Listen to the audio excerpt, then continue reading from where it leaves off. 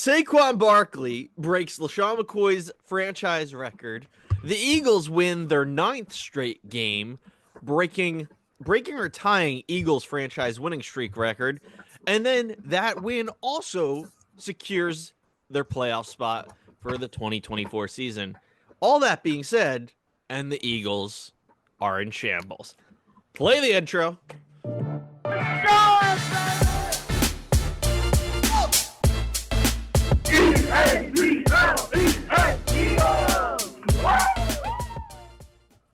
Hello, everyone. Welcome to Philly Sports Now, a Philly fan podcast. My name is Zach. With me is Andrew, and we're back to talk all things Philly sports.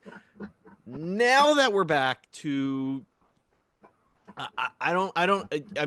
winning again, winning another game, and yet Philly sports radio is on fire. So much so that the national media is fueling this fire. They love it. They're eating it up. They're like, drama in Philly, get your popcorn. It's going down. I'm yelling timber.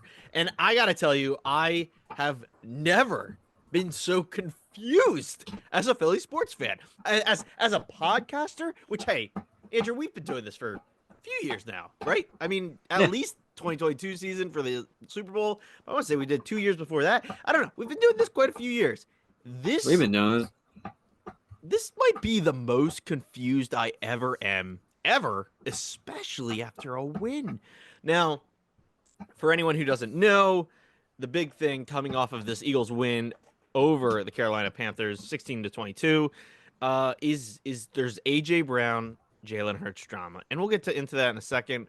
I think the big thing coming into this, just looking at the game, we'll get into the drama afterwards, but just looking at the game for now, is that it was an ugly win. And quite frankly, it almost was a loss with that last drive of the game. But I'm okay with this. We're on a 9-game winning streak. At some point, the ball had to drop. And if that is a win still, like, this should all be good. You should be happy that our worst game since the bye is still a win.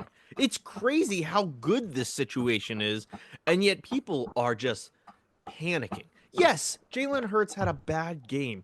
That happens. Again, that was to be expected. There was going to be a drop-off moment. However, the idea is, how do they handle it, which is by winning still, by the way, and then how do they handle it moving forward, which is, do they bounce back in a way that matters? And you have a big matchup against the Pittsburgh Steelers next week to prove that. Now, also, Pittsburgh Steelers being the one game I figured was a loss going into the rest of the season. Again, I'm not going to be torn in half heartbroken if we lose that game. There's a lot to look at because it feels like the big picture is getting overlooked right now, Andrew. Yeah, I think the game itself, I mean, is overlooked now. I mean, we haven't even broke down the game yet, but I don't even think we have to at this point with everything going on. But with that being said, I mean, it's a tough situation. It's a tough situation to happen. You talk about the media fueling the fire. I mean, the one that fueled it was Graham, right? It was Brandon Graham. And there's 5 million different ways to look at this. And that's the crazy part about the situation is, in my eyes, was Brown trying, and we can break down each one, but like, was Brown trying to send a message, right? Was Graham saying that stuff accidentally, or was Graham trying to send a message? Hurts. I mean that's the problem here, right? I mean, you look at, and then part of it's being overblown too because of the collapse that happened last year, and that's where I don't even care about the comments at this point, right? The big concern because of last year, right, is, and it stinks that they're going up against the Steelers this weekend because, you could go out there, Hurts could throw for 300 yards, Brown could have 2 touchdowns, Barkley could run for 100 yards. You could still lose. You could lose the game 30-28 on a last-second field goal, but because of what happened this week, it's, oh no, the sky's falling, here goes everything that happened last year. That's why this game this weekend has become so much tougher, right? Because let's say nothing happened this week, right? Let's say everything was perfectly fine. Brown and Hurts were like, oh yeah, we both need to get better, blah, blah, blah. They said all the right things, and you go out and lose that way. It's like, okay, you lost to a good team. You lost to a tough one. Your 9-game win streak's over.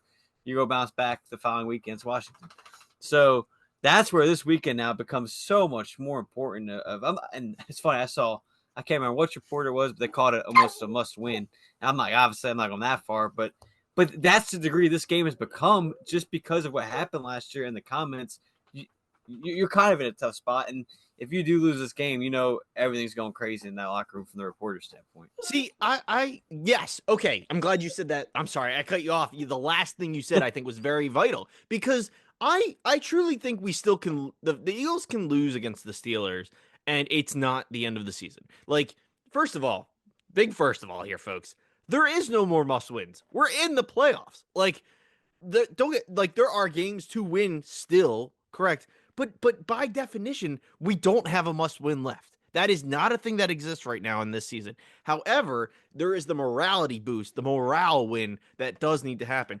But my counter to that is that I think you can have a moral win, a moral victory, and still lose against the Steelers.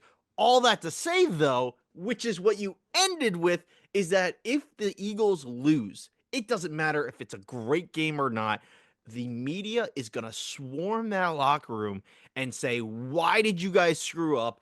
Who hates who? What's going down? Like, that is going to be the story if the Eagles lose, no matter what the score is. We could lose by 1 point somehow, right? And they still are going to say we're up in shambles. And the kicker is not Jake Elliott, that's for sure. But the kicker is you need this team to block out the noise. And crazy as it's going to sound, this is where Nick Sirianni needs to step in. This is where, as the head coach, he needs to make sure he has control of his team during the week when they're not on the field playing. The Brandon Graham thing, which we absolutely are going to talk, we have to talk about. That's in my opinion. So I watched the interview. I forget who it was, but when AJ Brown says it's like when someone said what's the problem and he said it's the passing, right? AJ Brown was frustrated. He was pissed. Yeah, you could say he was pissed at Hurts, but that doesn't mean he hates Hurts, right? Like that's not what I got from AJ Brown's interview. The questionable connection is the Brandon Graham. If you haven't seen it, go watch the full clip because the clip is something very interesting from garbage news station WIP, and Brandon Graham just kind of offhandedly says they got to keep their personal matters off the field. And that felt very like is there a feud going on between those two? And I hate to say that because I first, I mean, honestly, I don't want it to be true, but I just don't believe that to be true. I mean, it's just the what could have possibly happened that caused a friction in that relationship to that degree that you think you have to address it in that way. And I don't know. I don't know. AJ Brown not being happy because he's not getting enough, that's one thing. Like again, he's a receiver. Receivers are on the diva side. Like yada yada yada. But I don't think him being upset means they have a bad relationship. No, and that was even the quote that stuck out to me that worried me was when he said when they first got here, they were great friends, but things have changed. So it wasn't even the off the field. That was the line that was like, oh wow, like that was the eye opening line from him. And to your point too, and that's my point from the beginning was like there's so many different ways you can look at this because let's remember last year, right? And this was part to believe why things went downhill last year was when AJ Brown, I mean, he's never been a media guy, right? He's always been a guy short and sweet, 1 word, 2 word answers. I mean, if you remember correctly last year when things started going south, he stopped speaking to the media, right? And then all the players had to answer for AJ Brown. So I'm not surprised he did a 1 word answer. The problem is the 1 word he chose, you could spin that in 3 different directions. You could say he's calling out Jalen Hurts. He's blaming Jalen Hurts. Or he said a simple word in passing where he could be blaming the coordinator for not calling plays to him, passing plays to him, or he could just be calling out the entire offense where he's not getting open, Smith's not going. So his 1 word, and now whether he did this intentionally or not, like this is just who I always found him to be with the media, and he's always been that short, sweet, quick answer. Let me do my 5 to 10 minutes, if that, and get out of there, right? Get out of the locker room. But so I think it's important to emphasize too, though, while that was his agreed, his type of response, it was that game. It was that moment. And that's what no one seems to be like accepting. Yeah, and of course he's frustrated. And I will say the one thing, and I didn't really take much from Graham's comment. I mean, actually, I can't remember who it is, and I wish I did so I could just give them the credit. But I think it was somebody on ESPN when I was watching it. And they brought up a good point. It might have been Pat McAfee. Yeah, I don't know if it was him or not. But Brandon Graham's been in the NFL for a very long time. He's been with the Philadelphia Eagles for a long time. He absolutely knows what he's doing. There is a twist to this where he saw what was going on and he intentionally did that to get them to quickly work things out. So, and I never really thought about that till hearing that, just because, we see that clip and we're like, oh my gosh, is something wrong, blah, blah, blah. Where I think it might have been him with Aaron Rodgers on, and that's where it's kind of another guy inside the locker room, where it's a football locker room, where it's like, okay, maybe there is a veteran side to this, where because when Graham did do that, I was like, that just doesn't seem like Graham. Like, he's always careful with his words. He always has fun with the reporters, especially like, since he has his own like show now. Yeah, like, it didn't really seem to be like a Brandon Graham thing. So when I heard that, I was like, you know what? Maybe he did do it intentionally. And the one thing to remember too is, obviously things can go bad, and it's not everything, right? But these two guys in Jalen Hurts and AJ Brown are so close, where Jalen Hurts is the godfather of AJ Brown's daughter. Yeah. So that's how close these two are. Right. Like, I get it. I'm not saying everything's got to be perfect, but like, that's how close they were beforehand. So if it really is that bad, something I feel like would have came out into the media, right? If it was something that escalated that bad in today's day and age. So I do think it's getting to the point where it is getting it is a little overblown, but there is merit to it. I think, in the sense too, where and I still believe this too, if Brandon Graham doesn't say his comments, I don't think it's talked about this bad. Like, I think agree. that really escalated the situation. But again, he might have did it intentionally. To be honest, I think if Brandon Graham doesn't talk about it, you and I don't even talk about this whole thing, because we would be focusing on the game more, because it has less merit. Because again, what are the facts? The facts is AJ Brown gave a one-word answer that pointed the finger at Jalen Hurts in the passing game. That just addresses that he wasn't happy with that game. A game where, mind you, Hurts still had 110 QBR rating. Like, again, a bad game for Hurts is still a great game. And again, and we haven't even talked about the fact that the Panthers are a rebound second half of the season team right now, almost beating the Chiefs, almost beating Buccaneers, the Bucks, who have beaten like every other good team. So it's like, if we had lost to the Panthers, I would actually be less distressed about it than I think we are distressed about this drama. And on top of this whole thing, I would even go as far as to say the Brandon Graham thing can still be spun in a different way. Like, again, just to your point, like, he wouldn't offhandedly say something bad without merit, or unless he didn't mean it bad. Let's look at this from a broad strokes like point of view. If you've ever had a roommate, or if you've ever had a friend and you were like, hey, let's be roommates, you're no longer just friends. Your relationship now changes with that person, and you live with them in a way that you've never done before. And sometimes those friendships get a little harsh, and sometimes it works out better just being friends. I went through 3 roommates in college in the dorms, and I got to tell you, it wasn't easy for any of them. Now, mind you, that probably points a finger at me, but I digress. Let's ignore it, move on. And but my point being, Brandon Graham's comment was they were friends before all this. Well, now they're coworkers. And like, look, I'm friends with some of my coworkers, but when we have a project to do, you buckle up and you ignore the shit. Like, you get the job done. And that's, I even think that could be what Brandon Graham was trying to say. It's not so much that they're not friends anymore. It's that there's business right now. It's the season, and they got to figure their shit out. It's just this can all be read in so many different ways.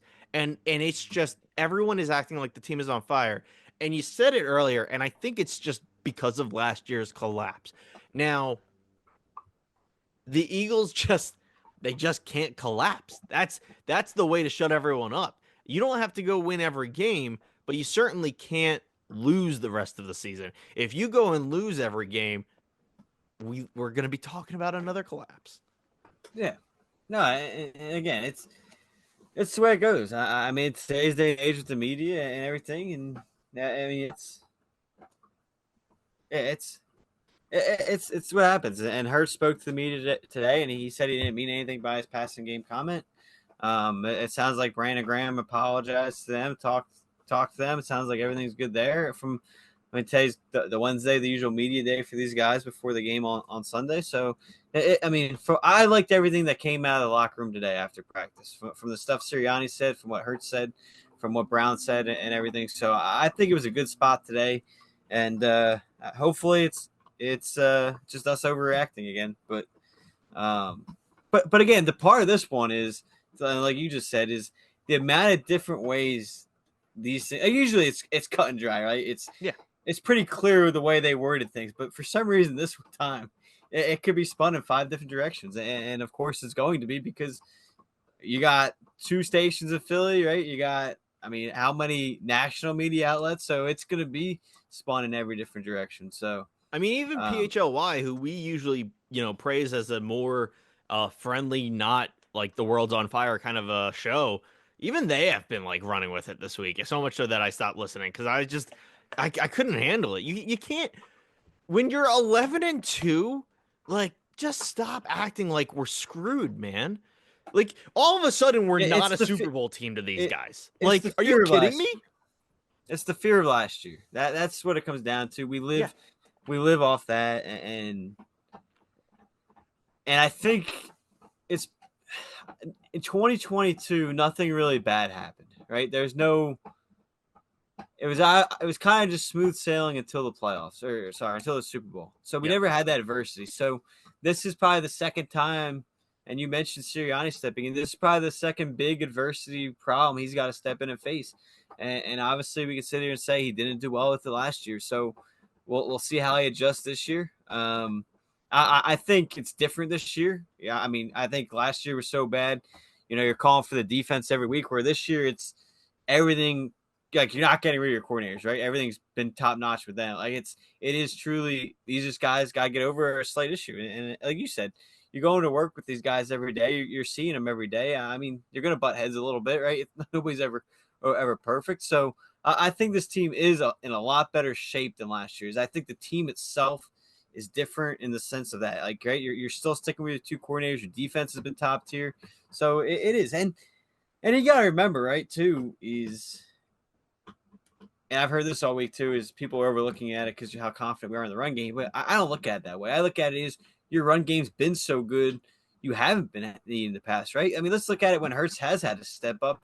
He's hit guys on the money, right? I mean, you look at some of those games when he had to make the big passes, he did. And that's the thing is, I mean, when he needed to step up, he hit the guys he needed. I think I read a stat.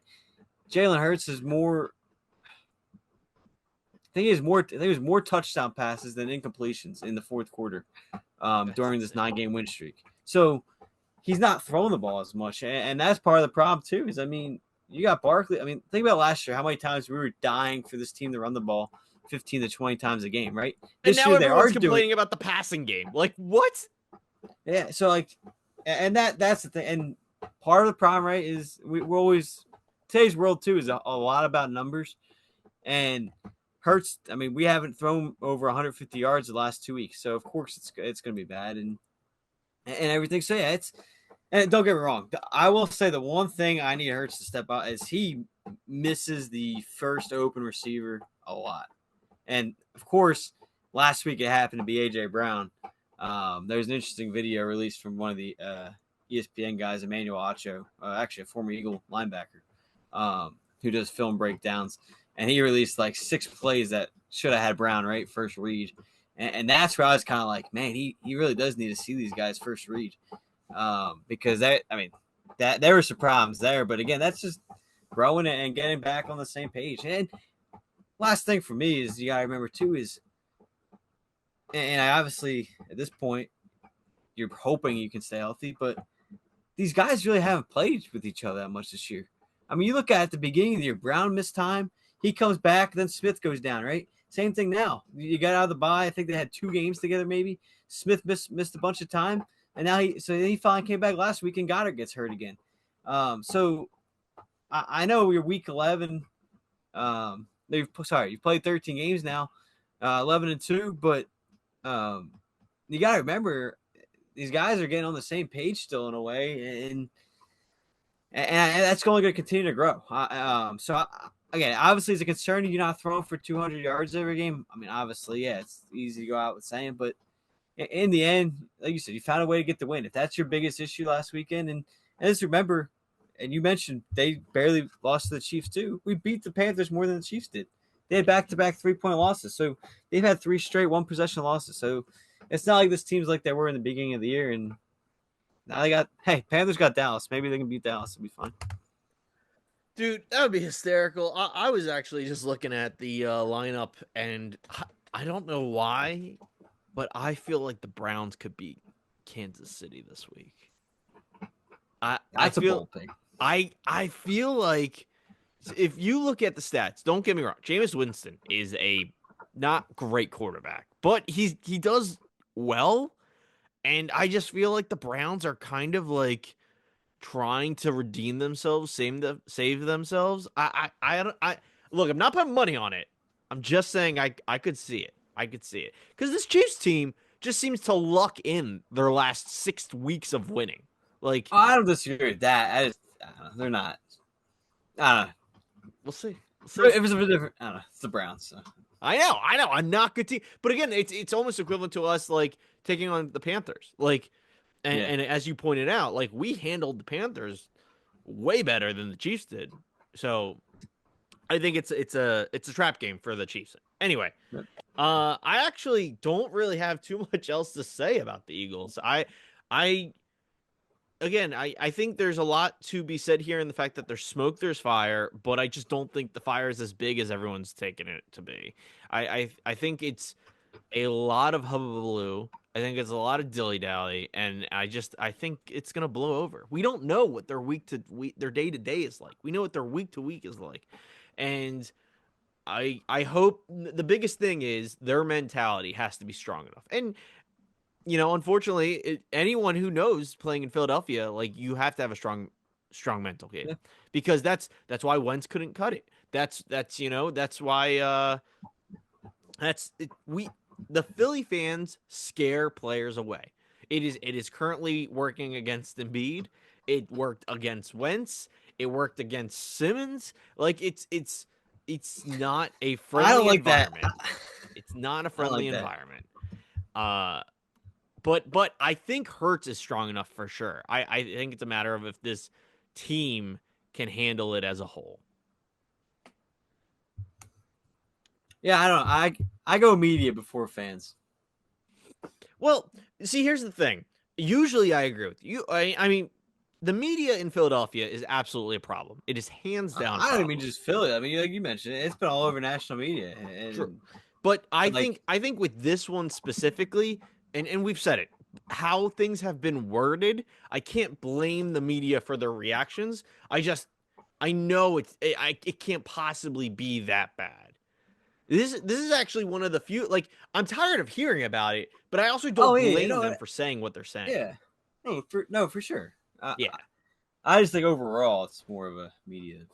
Yeah, I mean, I agree with that, because the radios do it for clicks, and then the clicks get people worked up, and then that's going on Twitter, and you're behind the keyboard, everyone's mad at the team, blah blah blah.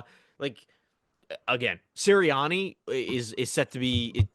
He's the first coach to go 4 straight seasons to the playoffs. Do I remember that right? Like, people wanted him fired 2 weeks ago when we were winning.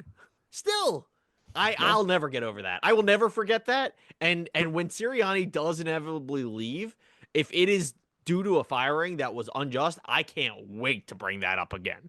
But I'm a stubborn piece of shit, and that's why I'll hold on to this grudge forever against the I Philly can't wait media. to bring it up when we're hosting Super Bowl trophy. Heck yeah. Andrew, anything else on the Eagles before we move on?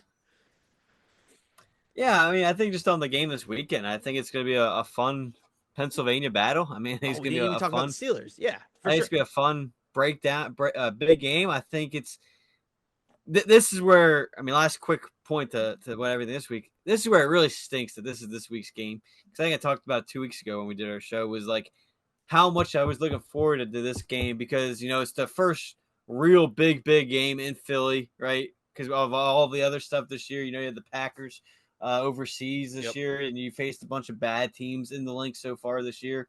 And so this was the first real big game and everything, and same thing. And I think the Eagles will win a close game, but I think the offense is going to struggle a little bit again because the Steelers have that good of a defense. So I think it's a really tough spot where it's going to be a lot of similar stuff. Is you are going to struggle, but you have to win this game through the ground, through the line, kill the clock, to take care, win the time of possession.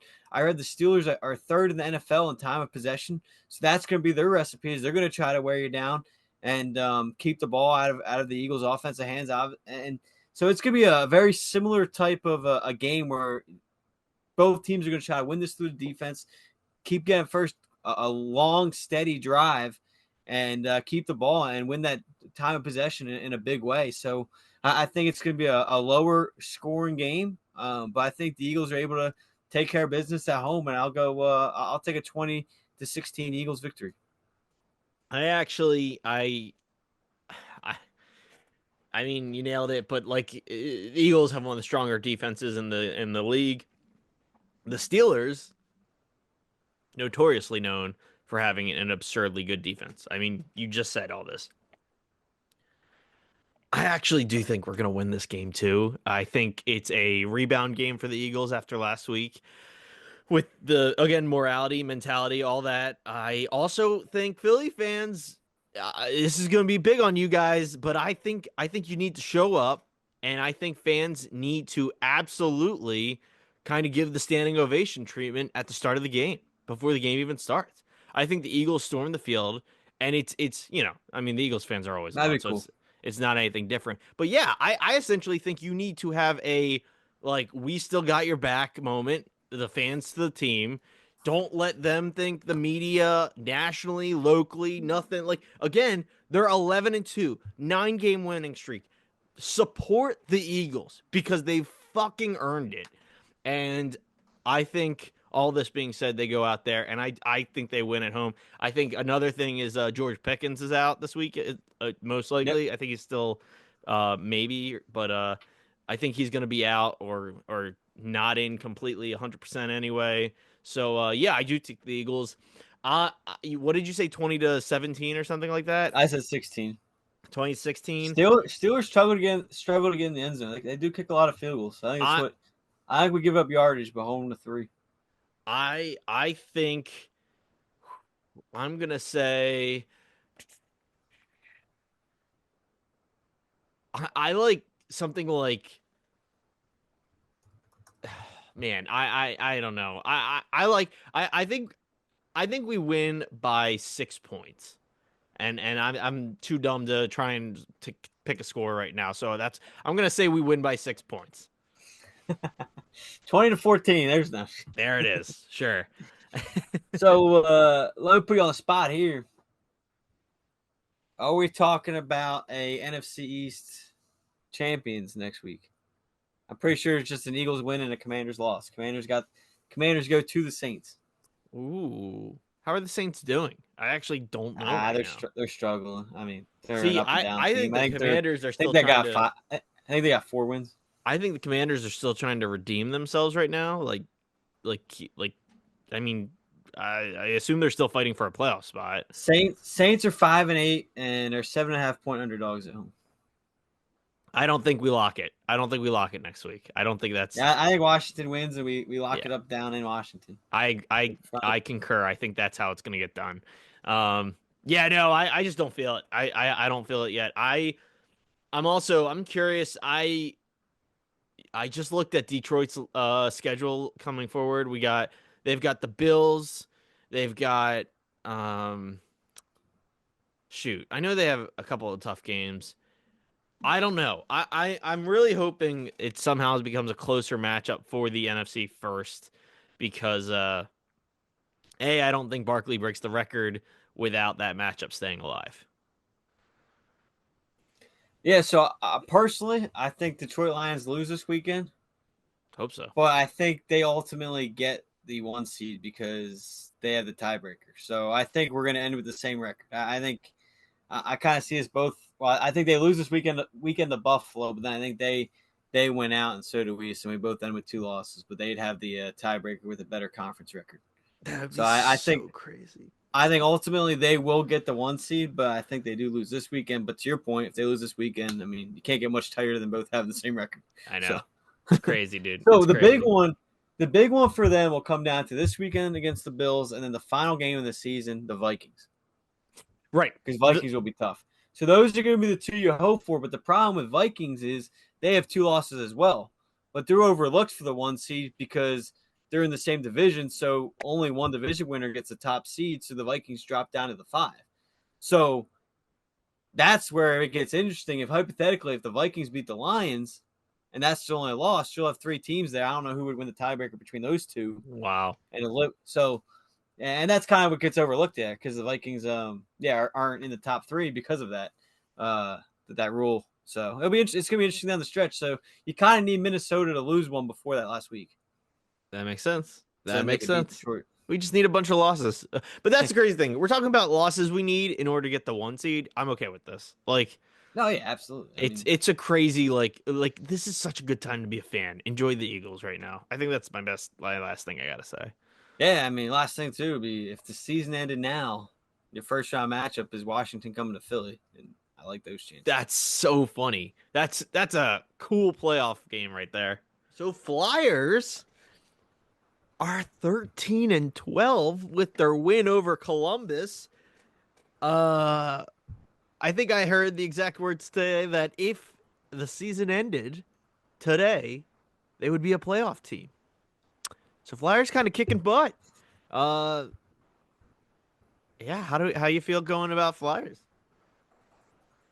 Pretty good. We have a fun young team. Obviously, Mitch Kov's been the answer, been the real deal. Um, I mean, big point streak, 5 game point streak has helped this team. It continues to show up in big moments. Multiple overtime goals already for this team, and yeah, he's gotten a fight in a playoff spot right now. It's been fun. And not Um, only a 5 game point streak, but he's got 27 points in 27 games. That's pretty wild. no, correct. Yeah. Um, I mean, I think it has to be the favorite for rookie of the year. Um, if the season ended now too, so this team's gonna keep rolling. Obviously, they got off to that slow start, had everybody worried, and they got themselves back into a playoff spot. So I think, I mean, you take out that slow start and you get off to what you're at now. I mean, you're you're in a really good spot, right? So I think the goaltending needs to clean it up a little bit. I think that's my biggest issue, but you're also missing your starting goalie for 13 games. So he just comes back this past week. So and he gets you a win. I think he was 1-1 in the 2 games he was back. So I think you're going to keep going up from here, and we'll see where we're at the trade deadline. So you kind of said a little bit I wanted to get into too, but with all that being said, how do we feel about them having any missing pieces or not? I know we keep saying it's an entertaining year. This is a low expectations year, but with them actually succeeding, where do the pieces still kind of need to be filled in? I guess Like for this year, or just mean in general? in general, Because we're like what have talking we okay. essentially what have we learned watching Uh, them this year? offense is at. I think we have good passing. I think we have good scoring. I think I would love to add another defender and goalie. I don't think you have your franchise goaltender here right now. Um, Harrison, he's not a bad backup. I don't know if I trust him to be my starting everyday goalie. And I think those are the 2 areas I like to see improved. And I think if you can, you're going to be really good next year. And I think this year you kind of just keep letting it roll. Maybe you add a veteran goalie or a veteran defenseman just for the end of the year, so maybe you can catch some luck there and maybe make a little bit of a postseason run. But I really don't want to trade anyone. If we're talking this year, I really don't want to trade anyone at the deadline. I think you kind of just it's one of those years you just stay even and see where the year takes you, get some playoff experience, and then you really make that move this offseason. And you go from there. You have picks for the future, so you have room to trade in the offseason and stuff. So I think this team's in a really good spot. Do you think Mitchkov has like with the pace he's doing? And I know he's like on pace for rookie of the year, but that's not what I'm going to go for. Is do you think it's a sustainable pace? Do you think he might burn himself out? No, I think sustainable. He was supposed to be a top 2 or 3 pick in his draft class because he was overseas at the time. That's what made him drop. I mean, I don't think anybody expected him to come over this quick. So I think he's living up to his expectations here in year one. And obviously, the league's going to adjust to him. It's going to take him to counter and adjust back. And I think he's capable. I think he's starting to live up. He's living up to his expectations early, and he's only going to get better. So I think it's going to be also on the team to keep putting pieces around him, right? I mean, I think that's, without being said, you're going to need those pieces around you to keep that steady pace. So, but I like the way this front office, this turnover is since Fletcher left, and you got Briere and Jones running the show. 2 Philly guys, 2 guys that have been here for a long time, and in terms of their playing days and stuff too. So, I really like where the franchise is heading direction wise from that standpoint, and obviously with this young kid in Mitchkov. Are we really sitting here hoping he gets his first playoff experience this year? Yeah, no, I think the spot they put themselves in, I will be really disappointed. I'm not expecting a run right in the playoffs, but I'd be disappointed if this team doesn't at least get one of the top 8 spots. I think that's a realistic expectation for this team. I think it's going to continue to just grow as the year gets going. So, honestly, I would be pretty disappointed if they didn't get into the postseason. And that just kind of goes to show you that if you just find just a couple more things here and there under this new like flagship strategy, it's they're fighters. Yeah, no, for sure. And again, that's what is you kind of don't obviously, yeah, you have your top 2 team, like top tier teams, but like you don't know what happens at that back end. And I mean, we've seen young teams go on runs before, so I think this team's capable. And even, I mean, Travis Konechny's playing really good. He gets his big deal in the offseason. So he's set up. So yeah, your go-to scorers are going to be here for a while too. And I think it's a really good balance there from the center and wing positions. It's It's one of just those shoring up that things. defense. Oh, sorry, I cut you off there You're good. again. You're good. But it's one of those things too where like we've talked about like you mentioned like a big thing that they could still use as a solid goalie. And I can't help but sit here and imagine Mitchkov with a non piece of shit Carter Hart, like, and it just being a total success. You know what I mean? Like in this alternate timeline or universe or whatever you would call it these days with these Marvel like movies, but like man, I could only imagine what that team would have been like. So last but not least, I guess we'll have some Philly stuff too. But Sixers, the Sixers are on a 2-game winning streak. Whoa! Tying their longest streak of the season, 2 games. But important thing to note out of those 2 games, one of them is Andrew's must watch game of last week. So Andrew with the clutch pick of watching the second Magic game. The Sixers faced. Embiid returns last night with the game against Chicago for 32 points. That marks his second game back to back, his last 2 games, 30 plus points. Embiid heating up, you think? Now, when Zach says back to back, don't think he played back to back games. No, that's absurd. That's absurd. But Embiid's back to back games that he played in are 30 points, 30 plus points. I forget the exacts for both of them. I wrote this down a while ago. But my point is he back? Is that what's happening? Yeah, I mean, talking about Embiid, we don't know what's going on with Embiid. Yeah, he looks good when he's on the court. We just don't know when he's going to be on the court. I fully expect to be 5 days off between your last game and your upcoming game Friday against Indiana. I fully expect him to be on the court Friday. I mean, there's no excuses. A 5-day off period. I mean, there's no excuses for him not to be out there on Friday. But in terms of him playing, no, he looked good. I mean, look, he looked in regular game shape for him and being a center, and I think it's only going to continue to improve from there. I will say, outside him, I think this team is back. I mean, I think this team has looked very good as a whole. You're winners of 4 of your last 5. That's what you're going to have to keep doing. Obviously, with the whole, you dug yourself, but Paul George has looked pretty good. Maxey had a triple double last game. I mean, obviously both of them had dealt with injuries, so they've played a handful. I truly believe this team is turning the corner. I mean, we'll see if it's too late, but um, I think they're really starting to get to where we wanted them to be. Yeah, I mean, you said one of my main things I was going to bring up. They're 7-15. It's an uphill battle for sure, but uh, every win counts, and to have those back-to-back wins, I joke about it up front, but in reality, that is going to be a big deal. Do you keep bringing those wins to show that this season is something they still want to somehow salvage? And that's obviously, as a Sixers fan, as a basketball fan, that's what you want to hope for. The question is, do they take it seriously? What's the status on Paul George? Haven't checked in on that in a bit. Yeah, no, he's fine. I mean, well, he's back. He's playing. I think he's played 3 or 4 straight games now since re-injuring his leg. He's looked pretty good in his games back.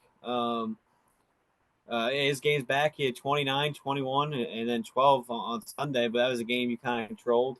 Like I said, Max, he had a triple double, and you mentioned it, and Beat had his 30. So George was kind of the third guy in that one. So yeah, no, he's really started to come along and play well too. So again, I'm excited where he's at, and again, the biggest thing with this team right now is just playing together, like staying on the court, continuing to build what you can, and continuing to grow that chemistry that this team needs. Um, but yeah, I mean they're in a solid spot here from where they were at in the beginning. And I know, yeah, you mentioned we're obviously joking with the 2 game win streak, and obviously you can't win every game, so just keep taking 4 or 5, right?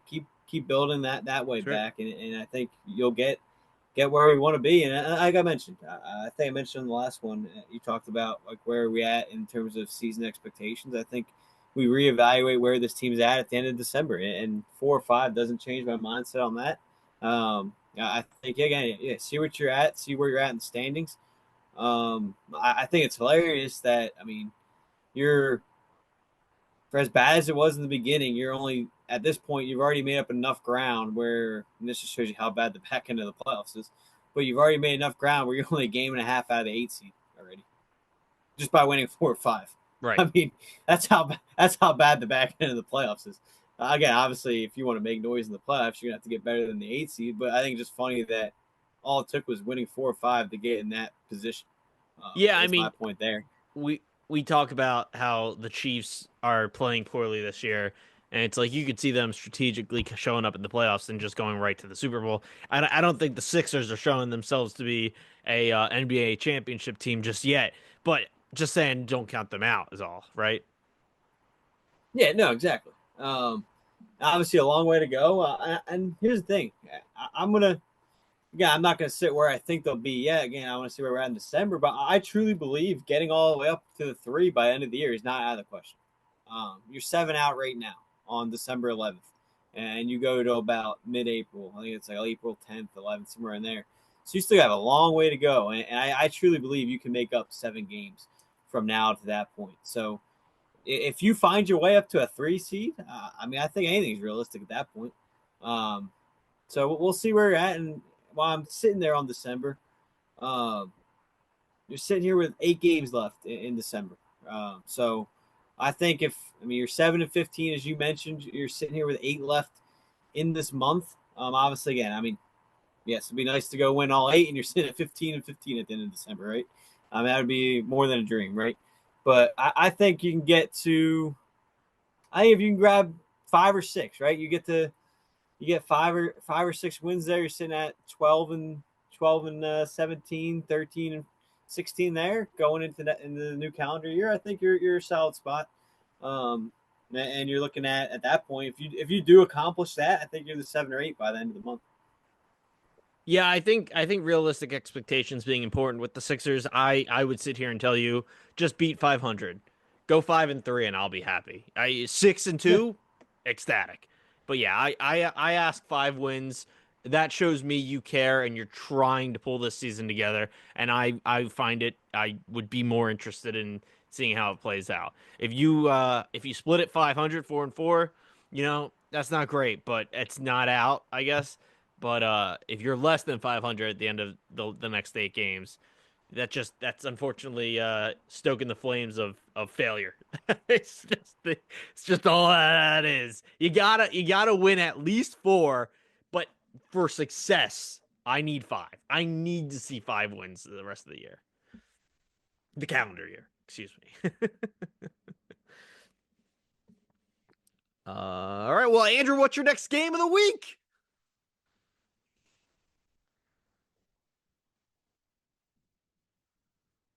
You go on Wednesday. You got 2 games in Indiana, and then you're at Charlotte. So sticking with that, I'm going to go with this Friday against Indiana. I think again, I'm going to go back to what I said about 5 days off. Be out there.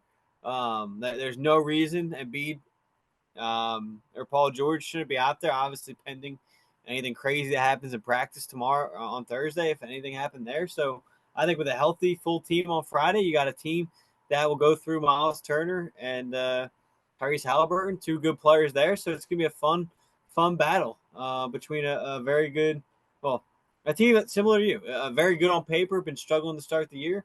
They're 10-15, so not much better there. Same amount of losses, but 3 more wins because they've had some extra games, 3 more extra games, and a chance for you to gain ground. So that's good. That's the game of the week. You're home too, so Okay. check out Friday night's game against Indiana. That was my last. My question was going to be: is it home or away for the Philly fans? So bring it back to Philadelphia, full team. Now that's not Embiid's first time at home, is it? This year? I think it will be. No, wait. Did he play? Yeah, he didn't play the Orlando game. I'm pretty sure this will be. Let me double check that real quick, but I'm pretty sure this will be his first home game because that was also the joke before when he was out was he was avoiding the home crowd a little bit. People were joking about. So I'm pretty sure. Let's see. Uh, nope, I guess he did have 1 game back on November 12th. But this will All be his right. first home game since November 12th. So his first home game in over a month. We'll take it. We'll take it. Go see Embiid. Maybe is what we're saying right now. Okay. He should. Again, 5 days off. He better be out there.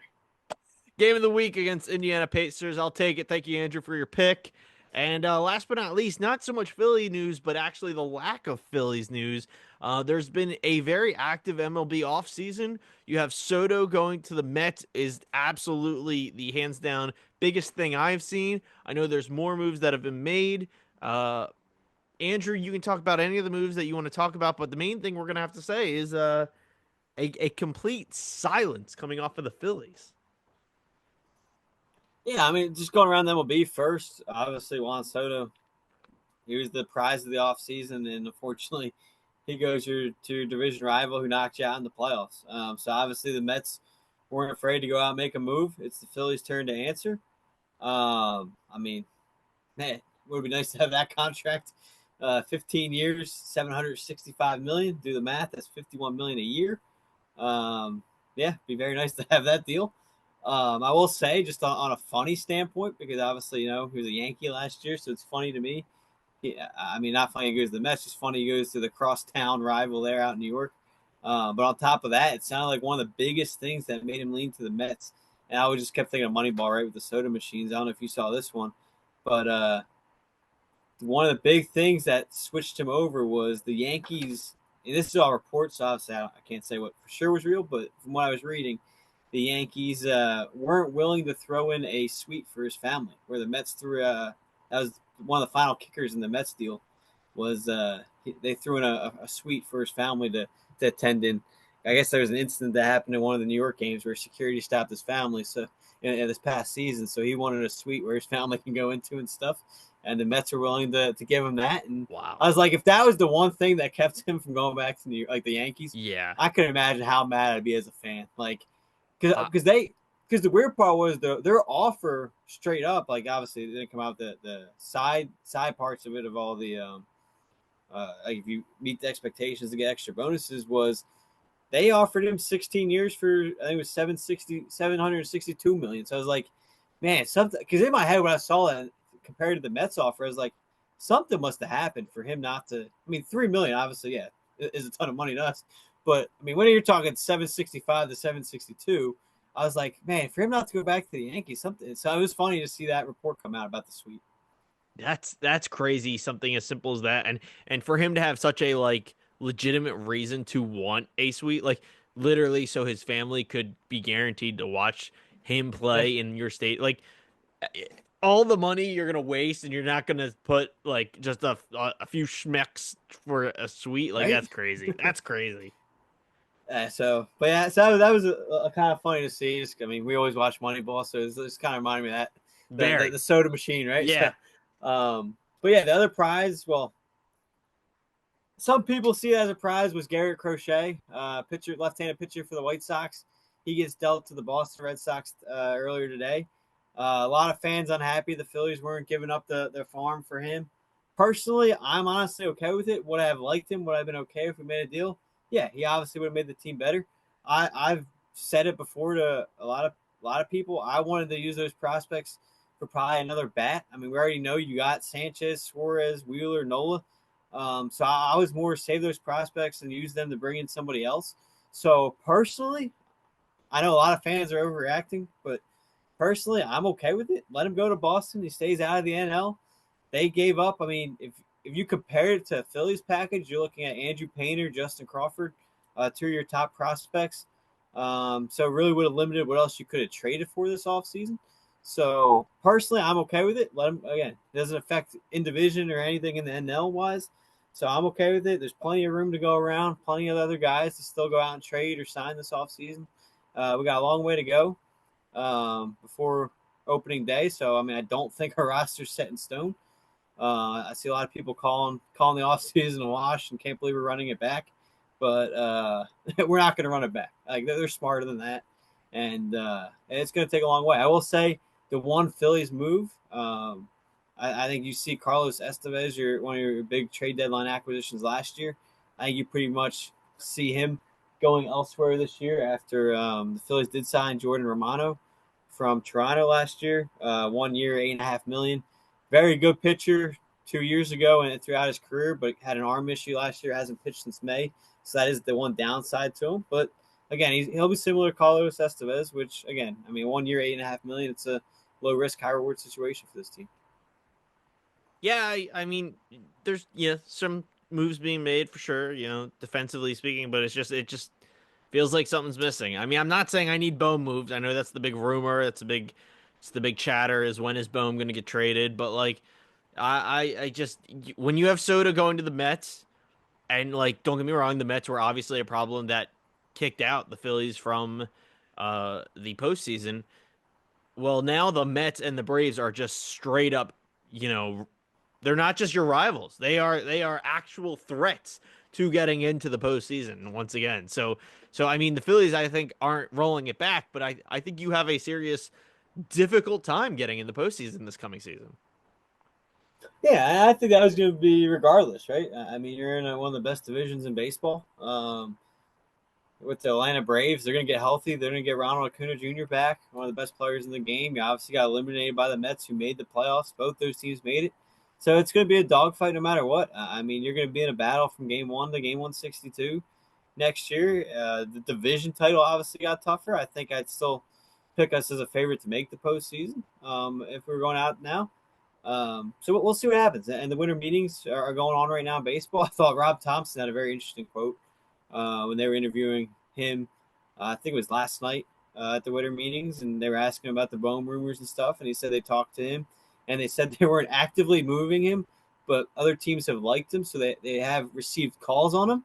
So it was almost like he was trying to ensure Bohm that he'd be here. They're not trying to trade him, but they are answering calls on him if teams are calling. So it's like Yeah. I kind of like that's kind of just hypocritical to your own statement. Like, Yeah, oh, we're you're not not gonna actively get shopping traded, you, but you could.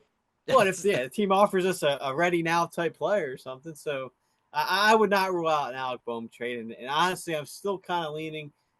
Am I closer to where I was at when the off season first started? Yeah, I am, but I still would kind of be surprised if he's our opening day third baseman next year. Yeah, I agree. At this point in time, I definitely agree. I see it going more the opposite direction, but we'll see. I mean, we have so much time. It's just the silence is killing me. Silence is deafening almost at this point from the That's Phillies. just the way this team works, though. I mean, that's the way I Dave hate works. it. I mean, I he hate finds it. a way in today's media. I don't know how he still does it, but he finds a way not to have his plan leaked. Yeah. I mean, like even the guy the Phillies signed 2 days ago, Jordan Romano. I mean, not one person even mentioned. Like usually you hear, oh, they're progressing towards the deal. Not one reporter had that. It was just the blink of an eye. Philly signed this guy to a 1 year deal. Like, and I get it. He's not a Juan Soto, but like he's still a guy that's going to be a big piece in your back end of the bullpen, and it came out of nowhere. I mean, so I don't know how he does it in today's media, but he finds a way. Yeah. All right. Well, I think let's wrap it up there. Thank you everyone for listening to Philly Sports Now, a Philly fan podcast. You can find us everywhere and anywhere. Thank you so much for listening. Subscribe if you haven't already on YouTube. The Philly Gamer is the YouTube channel. Philly Sports Now, our ongoing Philly sports fan podcast. Give us a comment. Do you agree with us? Is all media overreacting to the Eagles drama, or do you think we are wrong? Go ahead and comment. I don't give a shit. Try me. Fight me. Find me in the parking lot. Catch me outside. How about that? Man, that's probably a dated reference at this point. Anyway, thank you everyone for listening to Philly Sports Now. My name is Zach. That's Andrew. And as always, go Birds. Good night. Go,